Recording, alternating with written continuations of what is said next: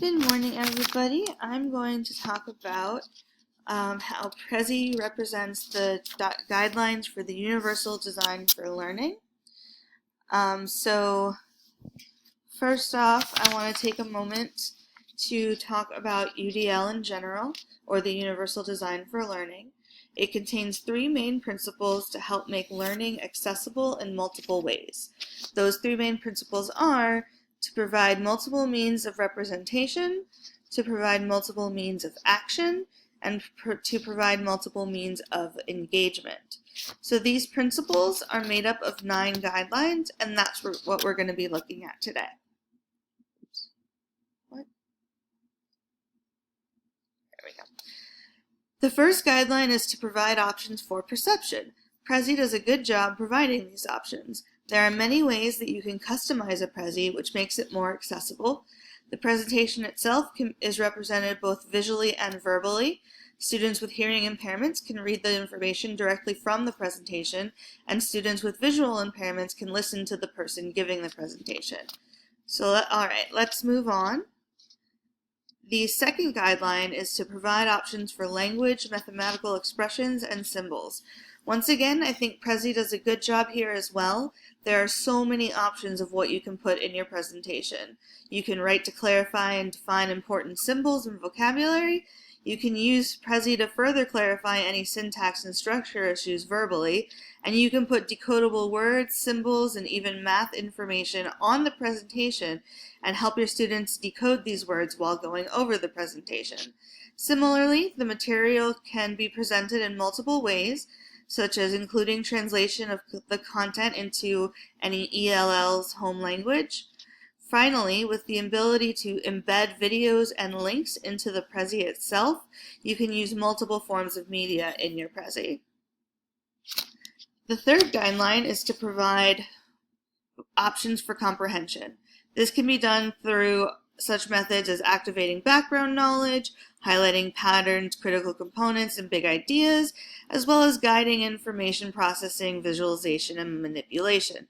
Prezi accomplishes all of those things. You can dedicate some of the presentation to activating or even supplying background information necessary for the lesson.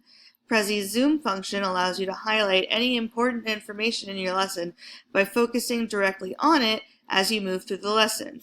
It also allows for breaking information into chunks based on the portions of the presentation, and you can pause at any time to discuss some of the material with your students, which will help maximize their learning. The fourth guideline is to provide options for physical action. To do so, you can vary your methods for response and navigation and/or optimize access tools and technology. This is where Prezi starts to fall flat on meeting the guidelines, as it can only be accessed through the internet and students will have to click through it even if the teacher is giving the Prezi. Guideline 5 is to provide idea options for expression and communication.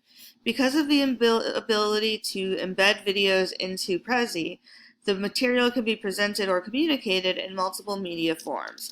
However, despite that, Prezi once again fails to deliver with this guideline, as it is only a presentation tool and not a way of providing multiple tools or giving enough support to students who need it. Now let's look at the last four lessons. So guidelines 6 and 7 are partially supported by Prezi, while guidelines 8 and 9 are not supported at all. Guideline 6 is to provide options for executive functions.